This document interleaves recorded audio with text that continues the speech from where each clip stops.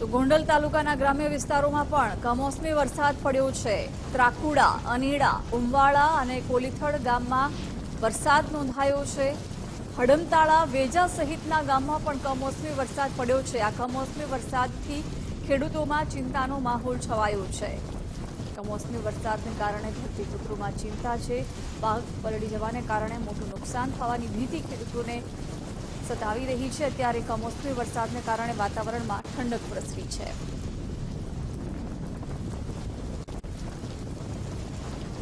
તો હડમતાળા, વેજા સહિતના ગ્રામ્ય પંથકમાં પણ કમોસમી વરસાદ વરસ્યો છે। ગોંડલ સહિત આસપાસના ગ્રામ્ય વિસ્તારોમાં વરસાદનું આગમન થયું હતું। હડમતાળા, વેજા સહિતના ગામમાં પણ કમોસમી વરસાદ પડ્યો છે।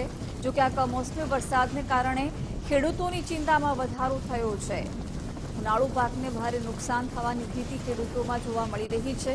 કમોસમી વરસાદને કારણે વાતાવરણમાં ઠંડક પ્રસરી છે, પરંતુ બીજી તરફ ખેડૂતોમાં ચિંતા પ્રસરી છે, કારણ કે ઉનાળુ પાકને પણ આ કમોસમી વરસાદને કારણે મોટું નુકસાન થવાને લઈને અત્યારે ખેડૂતોમાં ચિંતા વ્યાપી છે।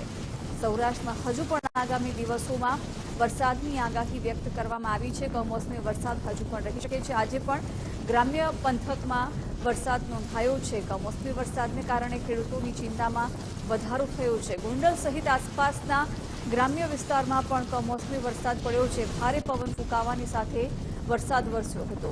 આ તરફ રાજકોટમાં વગડ ચોકડી વિસ્તારમાં પણ કમોસમી વરસાદનું આગમન થયું। માત્ર થોડાક વરસાદમાં જ વગડ ચોકડીના હાલ બેહાલ થયા હતા।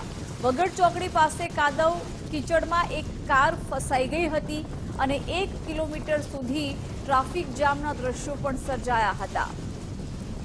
રાજકોટમાં વગડ ચોકડી વિસ્તાર છે કે જ્યાં થોડાક વરસાદને કારણે જ પરિસ્થિતિ જે સર્જાઈ એના દ્રશ્યો તમે જોઈ શકો છો કે જ્યાં 1 કિલોમીટર સુધી સતત ટ્રાફિક જામના દ્રશ્યો પણ જોવા મળ્યા। તો કાદવ કીચડની અંદર એક કાર ફસાયેલી પણ જોવા મળી હતી। રાજકોટમાં વગડ ચોકડી વિસ્તારમાં કમોસમી વરસાદને કારણે ટ્રાફિક જામના દ્રશ્યો પણ સર્જાયા। ગોંડલમાં આ તરફ ભારે પવન સાથે વાવાઝોડું ફૂંકાયું અને શહેરની રામ હોસ્પિટલમાં બારીના કાચ પણ તૂટ્યા હતા।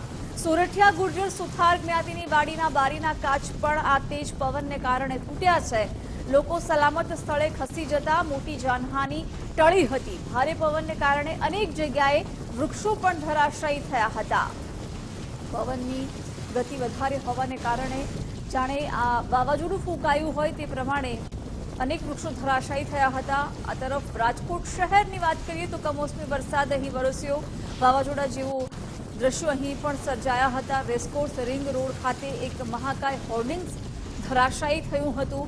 હોર્ડિંગ ધરાશાયી થવાને કારણે રેસકોર્સ રિંગ રોડ છે એ બંધ કરવાની ફરજ પડી હતી।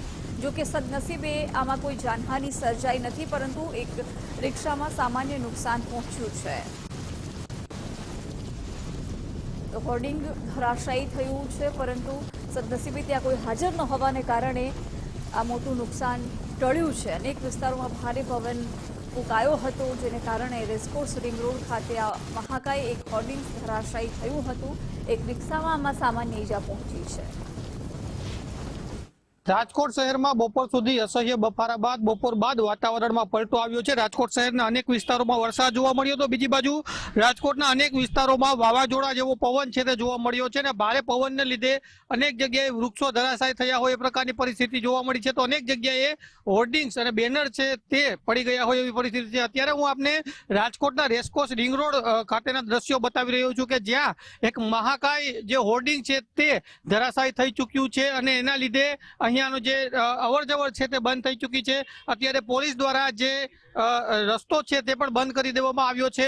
આ જે હોર્ડિંગ ધરાશાયી થયું તેમાં કોઈ મોટી જાનહાનિ તો સર્જાઈ નથી, પરંતુ એક રિક્ષા છે તેને સામાન્ય નુકસાન થયું હોય એવી પરિસ્થિતિ છે। અત્યારે આ રસ્તો છે રાજકોટ રેસકોર્સ રિંગ રોડનો તે બંધ કરી દેવામાં આવ્યો છે। જો કે અત્યારે આ મહાકાય હોર્ડિંગ છે તે કઈ રીતના ધરાશાયી થયું છે એના ઉપરથી સ્પષ્ટપણે સમજી શકીએ છીએ કે કઈ પ્રકારે વાવાઝોડા જેવા દ્રશ્યો રાજકોટમાં બપોર બાદ જોવા મળ્યા। રાજકોટ શહેરના અનેક વિસ્તારોમાં વરસાદી વાતાવરણ તો અનેક વિસ્તારોની અંદર ખૂબ જ ભારે પવન સાથે વરસાદી વાતાવરણ જોવા મળ્યું। એના પરિણામે અનેક જગ્યાએ વૃક્ષો ધરાશાયી થયા। તો રાજકોટમાં આવું એક મહાકાય હોર્ડિંગ્સ પણ ધરાશાયી થઈ ચૂક્યું છે।